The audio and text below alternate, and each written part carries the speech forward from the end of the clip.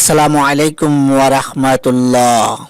প্রিয় দর্শক, আজ আমি এই ভিডিওটি বানিয়েছি শুধুমাত্র আমার মা বোনদের জন্য, অর্থাৎ মেয়েদের জন্য।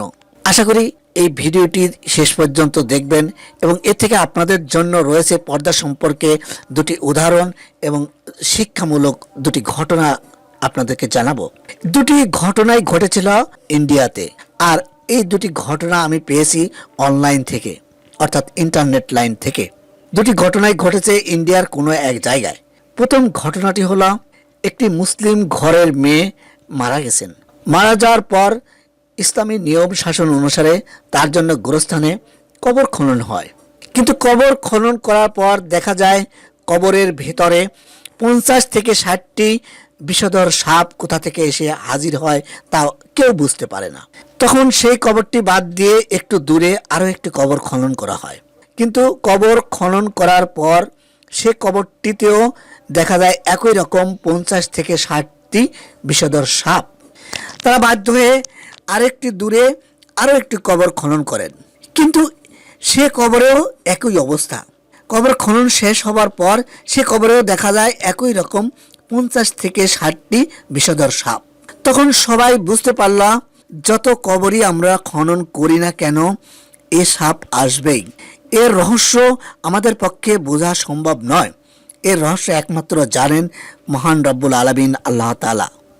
তাই তারা বাধ্য হয়ে সাপের উপরেই মেয়েটিকে দাফন করে চলে আসেন এবং ইসলামী নিয়ম অনুসারে তার জন্য সবাই মিলে দোয়া করেন। কিন্তু জনমনে প্রশ্ন থেকে যায়, সবাই ভাবতে থাকে এর কারণ কি। আমরা এমন ঘটনা তো আমরা এর আগে কখনো দেখিনি। কবরের ভিতর এত সাপ এলো কোথা থেকে? ওই মেয়েটির বা কেমন আমল ছিল? তার পরিবারের কাছে সন্ধান করে জানা যায় মেয়েটি 5 ওয়াক্ত নামাজ যথারীতি পড়ত, কিন্তু সে কখনো পর্দা করতো না। পর্দার প্রতি তার ছিল অনীহা। তখন সবাই বুঝতে পারল যে পর্দা না করার কারণেই তার কবরে এমন সাপ দেখা দিল।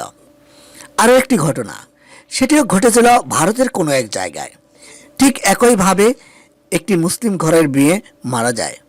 তার জন্য কবরস্থানে কবর কাটা হয় এবং কবরে লাশটি রাখার সময় হুজুরদের সঙ্গে মেয়ের বাবা নিজেও কবরের মধ্যে নেমে যান এবং মেয়েকে নিজ হাতে কবরের মধ্যে শুয়ে যথা নিয়মে কবরে মাটি দিয়ে সুন্দরভাবে দোয়া দরুদ পাঠ করে হুজুর মোনাজাত করেন।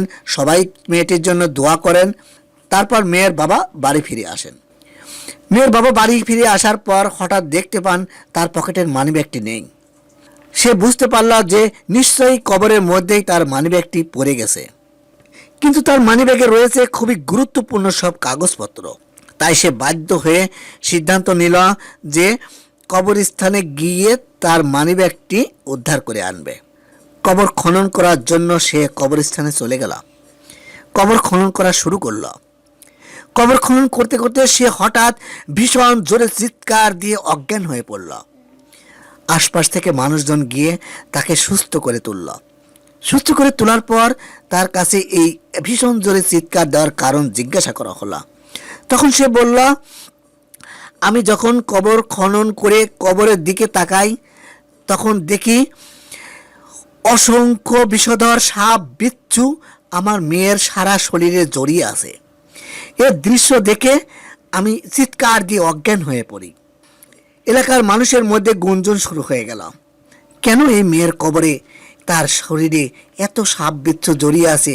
তার আমলই বা কী ছিল? এটি জানার জন্য তার পরিবারের শরণাপন্ন হওয়া হলো।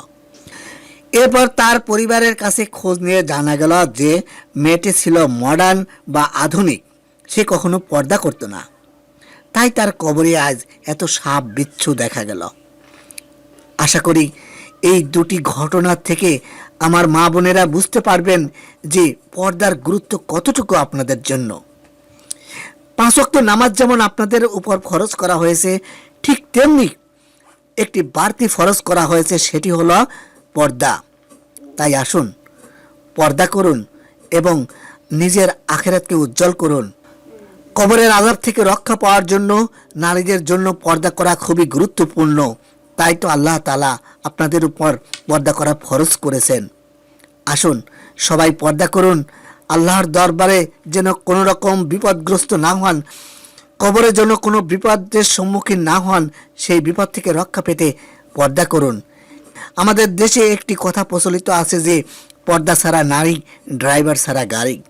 ড্রাইভার ছাড়া গাড়ি যে কোনো সময় যেমন বিপদগ্রস্ত হতে পারে, যে কোনো সময় অ্যাক্সিডেন্ট করতে পারে, ঠিক তেমনি পর্দা ছাড়া নারীও যে কোনো সময় বিপদগ্রস্ত হতে পারে। আর কাল কিয়ামতের মাঠে এবং কবরে যে বিপদগ্রস্ত হবেন তাতে কোনো রকম সন্দেহ নেই। আশা করি আমার এই ভিডিও থেকে আমার মা বোনেদের শিক্ষা হবে এবং পর্দা করা আজ থেকে শুরু করবেন। সবাই ভালো থাকবেন। আল্লাহ হাফেজ।